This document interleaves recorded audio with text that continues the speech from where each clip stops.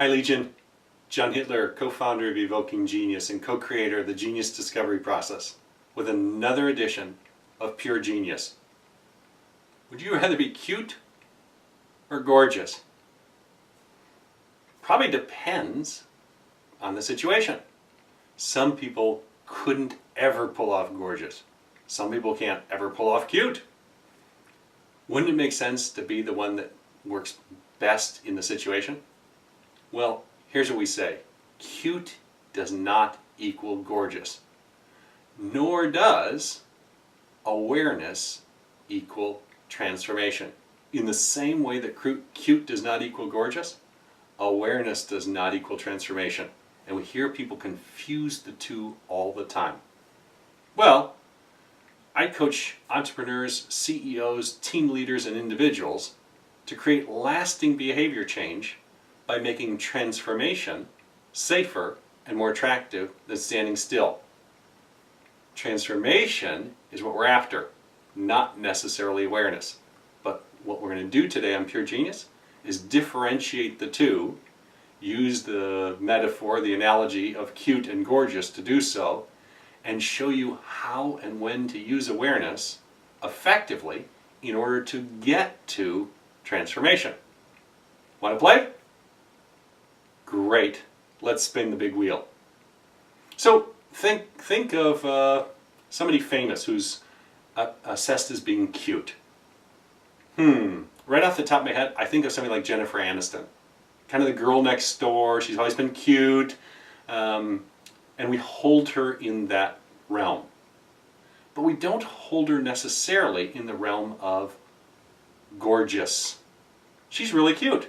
Jennifer Aniston's really cute. So we flash her up on the screen because she's certainly cuter than I am. So we'll put her up on the screen. And we're going to split the screen with somebody that we generally assess as being, quote, gorgeous. And for that I picked Halle Berry. You look at her and you go, my goodness, she always looks gorgeous. Now, can Halle Berry look cute? Certainly she can. Does she generally look gorgeous? Yes. Can Jennifer Aniston be assessed as cute? She almost always is. Does she get away with gorgeous? Not as easily, even when she dresses the part.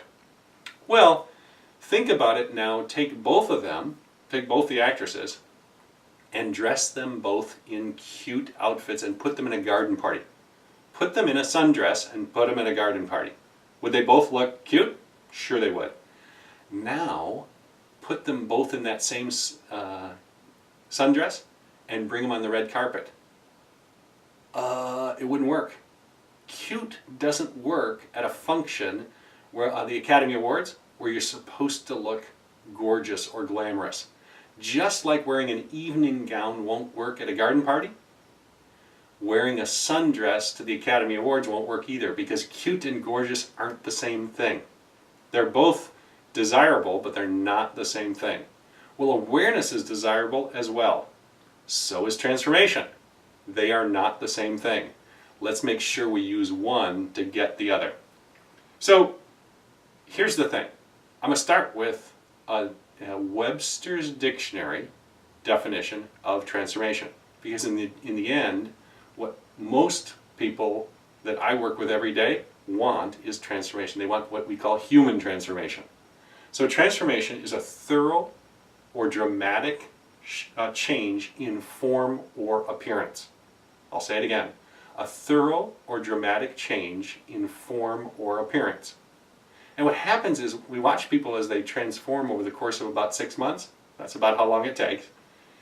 And they start getting comments from people they haven't seen in a while. They go, there's something different about it. You got is that a new haircut, or is it, I can't quite put my finger on it. And the trick is, over a 6-month period, when their coworker or their peer or their old friend hasn't seen them or been around them, they have transformed, not their physical appearance. It's what we call an inside-out job. They have started from the inside and transformed, and what shows up on the outside perhaps is more confident, or more calm, or more deliberate, or more intense, or more driven. It could be almost anything, but people notice it. They notice a dramatic change in form or appearance. because of the transformation. Rarely do people mistake that for someone who's gotten big awareness but hasn't made the shift. See the difference? Well, here's what we want to do. We want to figure out where awareness and transformation fit together and how to use them in order to better yourself. So I'll take the awareness piece first. Here's the trick. Awareness without commitment to change or redesign or transformation actually produces greater suffering than if you had no awareness at all. See how that might work? I'll show you how it works. Well, let's say that you had a pebble in your shoe your whole life. Absolutely, it's a congenital thing. Any pair of shoes you put on came with a small pebble and it just rubbed on your foot your whole life. What do human beings do? We're infinitely brilliant at this. We normalize it. So what happens is your whole bodily structure, even the way you hold yourself, your gait, the way you walk, compensates or adjusts for the fact that you have a permanent pebble in your shoe. And the truth is you have no idea it's there. It's quote unquote the way things are. Now you visit me. Let's say I'm a podiatrist. And I diagnose it and say, I don't know if you knew it, but you've had a pebble in your shoe your whole life. You go, really? Where is it? What's in your right shoe? And now I notice why when you walked in you had a little bit of a gait or a little bit of a limp. You didn't walk quite the same way on both legs. And it's because of this pebble in your shoe. Huh. Wow. I had no idea. Well, why don't you think about what you like to do about it and let me know. Now you have a doctor's follow-up appointment a month later. For that next month, you're acutely more aware of the fact that you had a pebble in your shoe. And now it bugs the crap out of you. Because the awareness without the commitment to change actually increases your suffering. And I'll tell you this is, it's controversial, but this was my big complaint with Oprah for many, many years. Now taking on Oprah, I don't mean to take on Oprah, but here's what Oprah did exceedingly well. She raised, mostly women, she raised women's awareness of how much they had suffered. So they were victims of this, and they were abused, and they were neglected, and they were not loved, and they had bad role models, and they were raped, and Oprah had all of it. Personally, she had all of it, and she shared it vulnerably. Courageous and brilliant. The problem I had, and this was my complaint, she rarely gave the next step towards healing or transformation. So what she did, it wasn't her intention, she created a whole generation of people who were acutely more aware of their suffering without a path out of it. And so what we got was a victimized generation through heightened awareness without the ability or without the remedy for transformation. That's really the big purpose for awareness, to actually give you the backdrop or the raw material or the current circumstances against which you can then design, redesign, shift, change, or, as we say, transform. You need the heightened awareness in order to do that. So back to our podiatry example, when you come back to the podiatrist a month later, you say, I've decided I'd like surgery. You say, terrific. It's a courageous choice to take on surgery. You say, you know what, it's bugged me like crazy the last 30 days. Now that I finally knew what was wrong with my foot, after a whole life of walking around with a pebble in my shoe, I'd like to correct it. I'd like to design or redesign the rest of my life that I walk pain-free without the pebble in my shoe. That's the purpose for awareness. It's how awareness leads to transformation, but it's not how awareness equals transformation. See the difference? Now here's why I bring this up. If awareness equaled transformation, everybody that bought the latest book on fill in the blank would transform their life, wouldn't they? And the truth is, a bestseller gets read, and very few people transform as a result of it. They have a heightened awareness and they can make cocktail conversation about it, but they haven't made the choice to change their life. They simply made the choice to learn and become more aware of whatever's in the book. If every positive mental attitude seminar or every motivational seminar equaled transformation, every person in the room would walk out and light the world on fire. And yet we know it's more like 1 in 100 walk out of those seminars and within 30 days have done anything with it. Because the world doesn't partner with you when you walk out. It takes a courageous choice even after the awareness. So really what we're doing with awareness is we're providing the context or the backdrop against which you design, redesign, shift, change, or transform your life. That's the purpose for awareness. Well, it's step one in what we would call a good coaching process, is to courageously request and ask for feedback or increased awareness.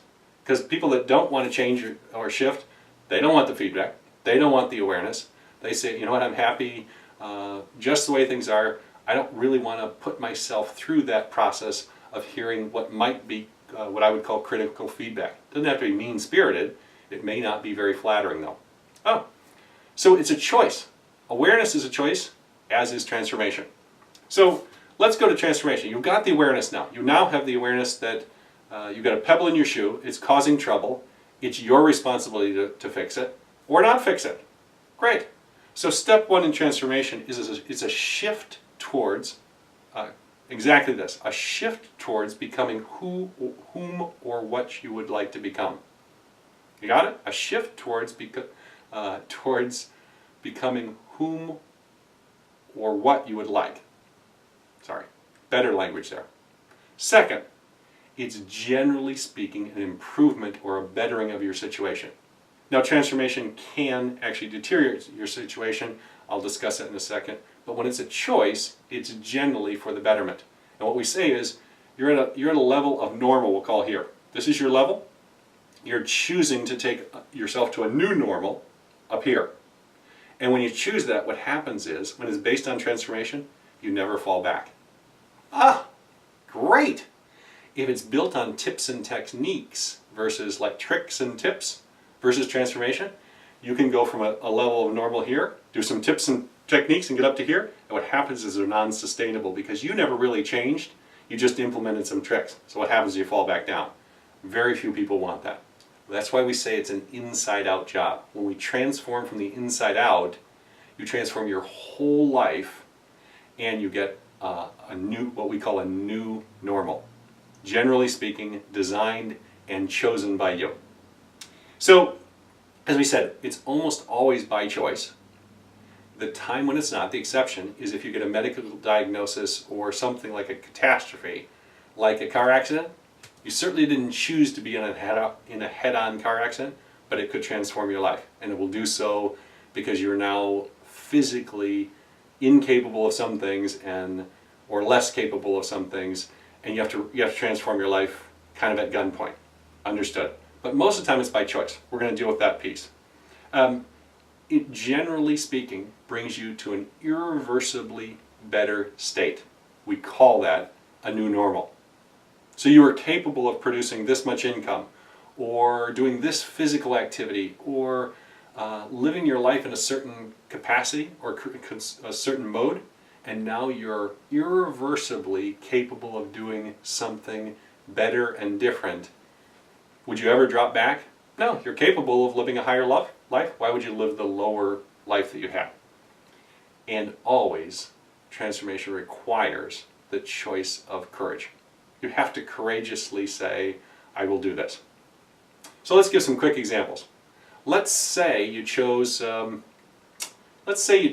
become musically inclined. You've never played an instrument in your life, and you say, I'm going to take up the tuba.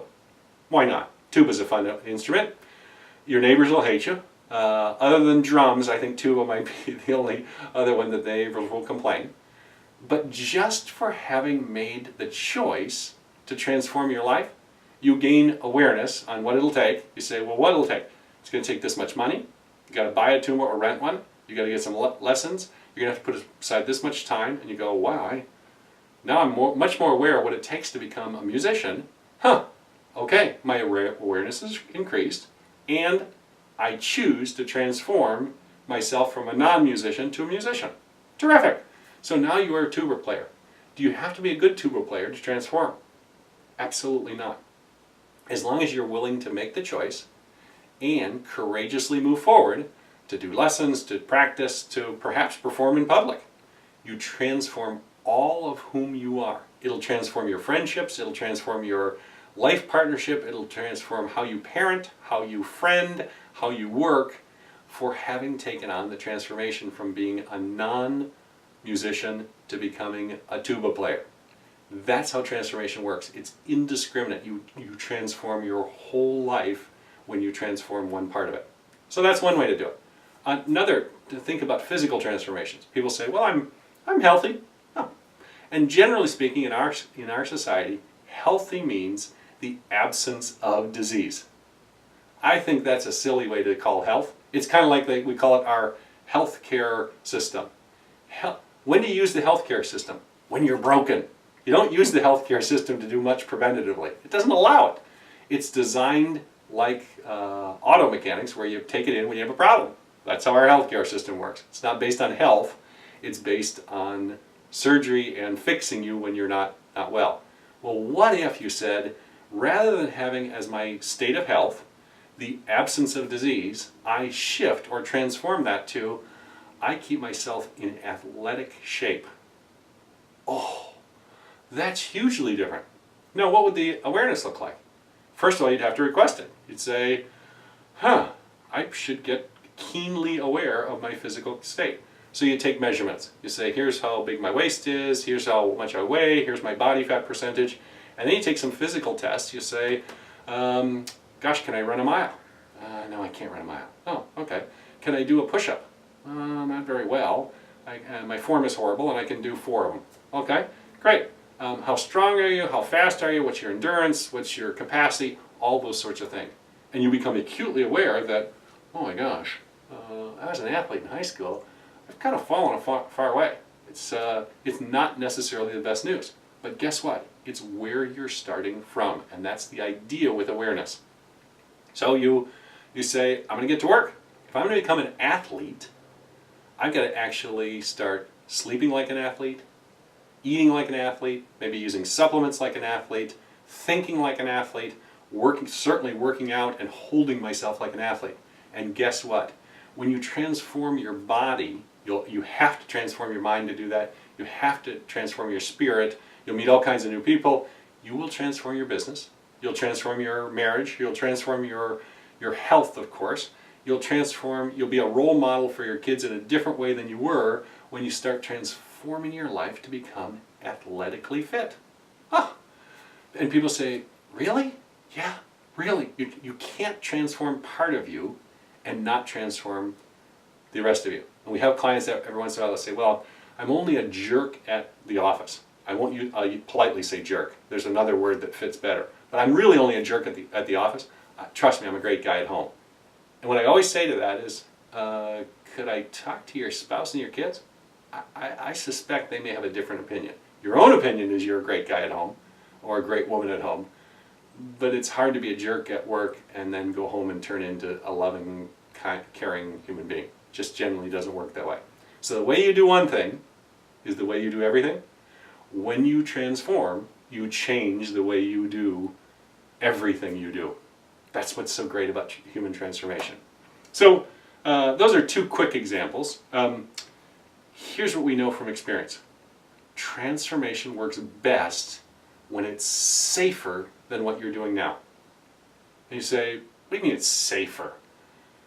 Well, it's amazing to me how many people know there's a downsizing coming in their company and simply stand around and wait and hope they make the cut. Crazy that you would just say, well, when we do a downsizing, they normally downsize about 15%, which is 1 in, I'll call it 1 in 7, 1 in 6.5. I'll just take my chances that I'm going to be in the majority and I won't get cut. And you go, well, even if you don't get cut, and the workforce is depleted by 15%, it means you and everybody else that's left has to do 15% more work. So by virtue of the fact that a downsizing happened, your life just got harder and you lived through that whole thing. why wouldn't you proactively design, redesign, or transform your work experience to avoid that altogether? But people do it. Okay, it's best when you transform, almost always what you're going to transform into or towards is safer than what you've got now, because it's by design. So you just design the safety into it. Ah, great idea. Second, design, again, remember this is a choice, design that it's more attractive than what you're currently doing. So let me get this straight. We're gonna make transformation safer and more attractive than what I'm doing now? Yes, that's the whole idea. Generally speaking, if your normal is here and you're going to choose to shift and have a new normal here, it has to be safer and more attractive than what you're doing now. Otherwise, why do it? If it's scary and it's less attractive, that would be from your current normal to a lesser normal. By design, it's going to be safer and more attractive. And if it's safer and more attractive, does anybody have to tell you to do it? Nope. You'll do it all day, every day. You'll say, this is more fun, it's more attractive, and guess what? It's less risk than standing still. That's how transformation works in its best. It's also how transformation and awareness are different. One does not equal the other. Like wearing a sundress to the Academy Awards, you can't pull off gorgeous by going in an outfit that's cute, and you can't pull off cute by going in an outfit that's gorgeous. The two they're not the same thing. If this is helpful, here's what I'd like you to do. Share this with your audience. I trust it'll be helpful for them. If you're interested in transforming, it's what we do all day, every day. It's our honor to do it. And we love playing with clients. We partner with them to make transformation safer and more attractive. Until we meet again on Pure Genius, all the best.